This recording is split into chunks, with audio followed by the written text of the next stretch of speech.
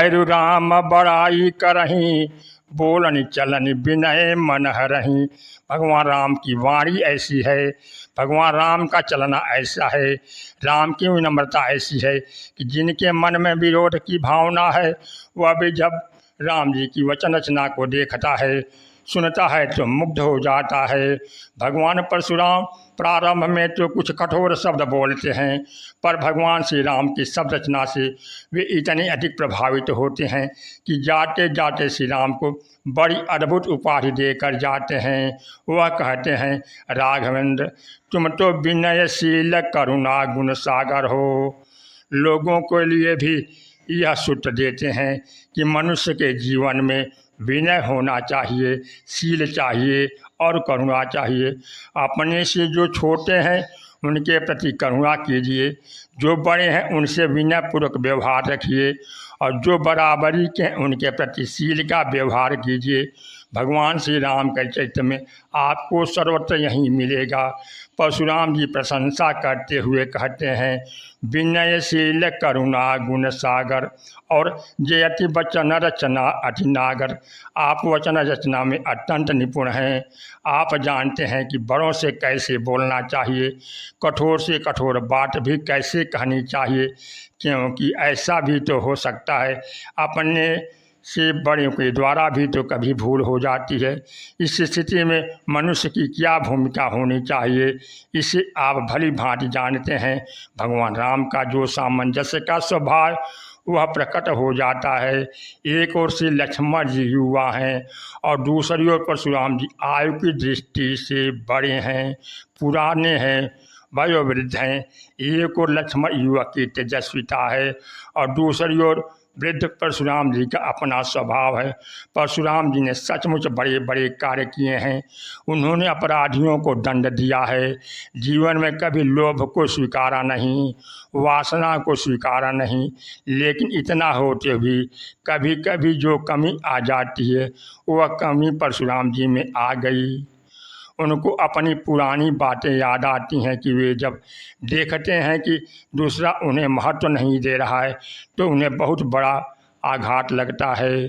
इसलिए भगवान श्री राम जब कह देते हैं कि आप वंदनीय ब्राह्मण हैं, परशुराम जी बिगड़ कर कहते हैं, निपट द्विज कर जान सिमोही।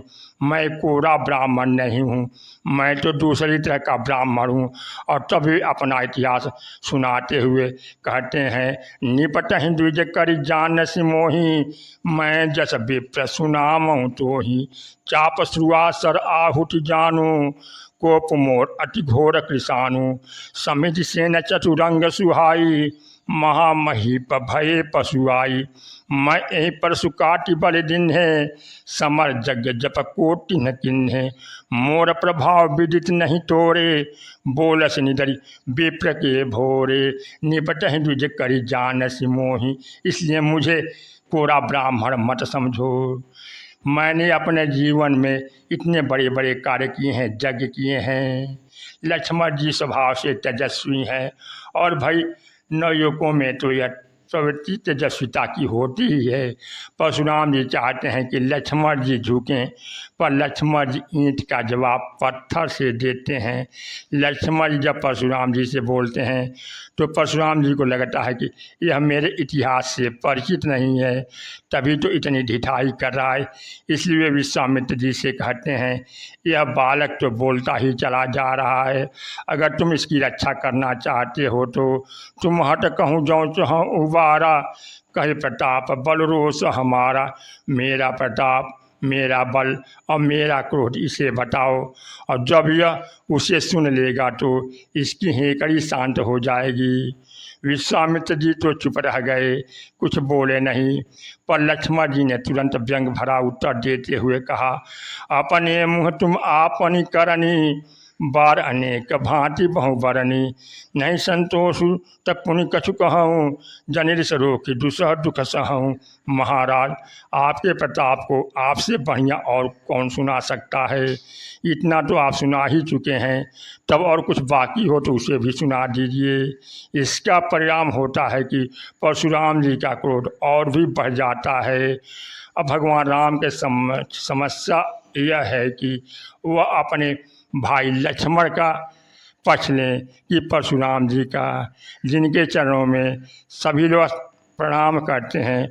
भगवान श्री राम और लक्ष्मण जी ने भी कुछ समय पहले परशुराम जी के चरणों में नमन किया था। इस समस्या का समाधान भगवान राम किस कौशल से करते हैं वह देखने योग्य है। प्रत्येक व्यक्ति लक्ष्मण जी की वाणी से घबरा जाता है और सबको यह चिंता हो रही बस अब फरसा चलेगा, और तब सब लोग एक स्वर से कह उठते हैं, छोटा कुमार खोटा बड़ा भारी, छोटा भाई तो बहुत खोटा है। और परशुराम जी ने भगवान श्री राम को उलाहना देते हुए कहा, राम तुम स्वयं तो बड़े सज्जन हो, लेकिन दूसरों को वश में नहीं रख पाते हो। जब तुम्हारा छोटा भाई तुम्हारे आचरण का अनुगमन नहीं करेगा तो और कौन करेगा। परशुराम जी ने तो यह आरोप तो लगाया था भगवान राम पर, लेकिन लक्ष्मण जी ने तुरंत परशुराम जी से कह दिया, मैं तुम्हार अनुचर मुनिराया, महाराज मैं तो आपका अनुयायी हूँ। यदि बड़े छोटों से कोई कार्य लेना चाहें तो उनको स्वयं भी अपने आचरण का आदर्श उनके समक्ष रखना चाहिए। लक्ष्मण जी का व्यंग्य था कि आप स्वयं तो क्रोध करें और मुझसे क्रोध छोड़ने को कहें, यह कैसे होगा। अगर आपका क्रोध अच्छा है तो मुझे भी अनुमति दीजिए कि मैं आपका अनुयायी बनूं, और अगर क्रोध बुरा है तो फिर क्यों न हम दोनों ही उसे छोड़ दें। भगवान राम की भूमिका कितनी संतुलित है, उनके चरित्र से कितना सामंजस्य है। लक्ष्मण जी को नियंत्रित करने की आवश्यकता है, पर श्री राम ने उन्हें कैसे नियंत्रित किया। भगवान राम ने लक्ष्मण जी को न डांट लगाई, न फटकार लगाई, न ही एक शब्द बोला। बस प्रभु ने तो केवल एक छोटा सा कार्य किया, नयन तरे रे राम। लक्ष्मण जी की ओर देखकर श्री राम ने भाव में जरा सी टेढ़ी की। फिर तो एक ऐसा अद्भुत दृश्य सामने आ गया कि परशुराम जी को स्वीकार करना पड़ा कि जो बालक मुझे बड़ा अनुशासनहीन लग रहा था वह तो राम की दृष्टि मात्र से इतना भयभीत हो जाता है। क्या भूल लक्ष्मण जी की ही थी, परशुराम जी में कुछ कमियां नहीं आ गई थी। क्या बड़े की भूल नहीं मानी जाती। इसलिए भगवान राम अपनी वचन रचना की अनोखी शैली में परशुराम जी को शांत कराने की चेष्टा करते हैं। वे परशुराम जी के ही वाक्यों को धीरे से उन्हें याद दिला देते हैं। उन्होंने कहा, महाराज अभी आपने के मुख से निकला था, रे नृप बालक, अरे बालक। तो महाराज जब आप अपने श्री मुख से उसे बालक स्वीकार कर चुके हैं तब तो मैं आपको बस इतनी सी बात याद दिलाऊंगा कि नाच करहूँ बालक परछोहु। महाराज बालक तो वात्सल्य का पात्र होता है, बालक से तो करुणा कृपा और वात्सल्य का ही व्यवहार करना चाहिए। आपको असंतुष्ट नहीं होना चाहिए। और धीरे से यह भी कह देते हैं कि महाराज इसमें केवल बालक लक्ष्मण का ही दोष नहीं है। इस लड़के को तो आप वेश देखकर भ्रम हो गया था कि जो तुम औरते हो मुनि की नाई, पदरज से सुधरत गोसाई। क्षमौ चूक न जानत गेरी, चाहिए विप्र कृपा घनेरी। हम ही तुम्हें सर बड़ी कसना था, कहूँ न कहाँ चरण कह माथा। राम मात्र लघु नाम हमारा, परस सहित बड़ नाम तुम्हारा। देव एक गुण धनुषा मारे, न गुण परम पुनीत तुम्हारे। सब प्रकार हम तुम संहारे, इसलिए क्षम हो विप्र अपराध हमारे। भगवान श्री राम ने कहा, महाराज आपका वेश देकर इस लड़के को जोश आ गया। अगर आप फरसा और धनुष बाण लेकर न आते तो मैं निश्चित विश्वास दिलाता कि जो तुम औरतें मुनि की नाई, पदरज सिर सुधरत गोसाई। तब तो बालक आपकी वंदना ही करता। इस प्रकार एक और तो लक्ष्मण जी से कहा, नहीं लक्ष्मण सीमा लांघने की आवश्यकता नहीं है, शांत हो जाओ। और दूसरी ओर बड़े के चरणों में प्रणाम करके कहा, महाराज बालक के प्रति जैसी दृष्टि चाहिए वहीं दृष्टि आप रखें। बालक के मन में बड़े को देखकर भ्रांति उत्पन्न हो, ऐसा कार्य बड़ों को द्वारा नहीं होना चाहिए। इस राम परशुराम प्रसंग में भगवान श्री राम भी सत्य बोलते हैं, लक्ष्मण जी भी सत्य बोलते हैं। दोनों के सत्य में थोड़ा सा अंतर है।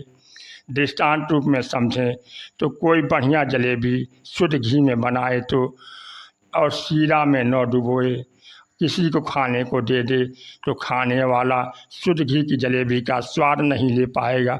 इसी प्रकार लक्ष्मण जी तो शुद्ध सत्य के घी में पकाकर सीधे शब्द दे देते हैं, पर भगवान राम उसे शीले के शीरे में डुबाकर परशुराम जी के सामने रखते हैं तो परशुराम जी बड़ा आनंद पाते हैं।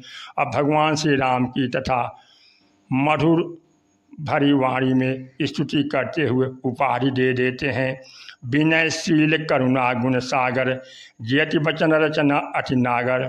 मतभेद होने पर भी कैसे बोलना चाहिए, भगवान राम की यह पद्धति प्रशंसनीय है। इसे तो कोई भगवान राम से सीखे।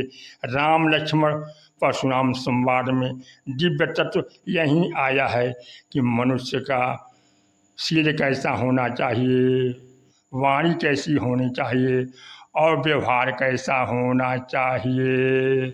जासु नाम भव भेषज हरन घोर त्रैशूल, सो कृपाल मोहितो पर कृपा करहूँ अनुकूल। बोलिए सियावर रामचंद्र की जय।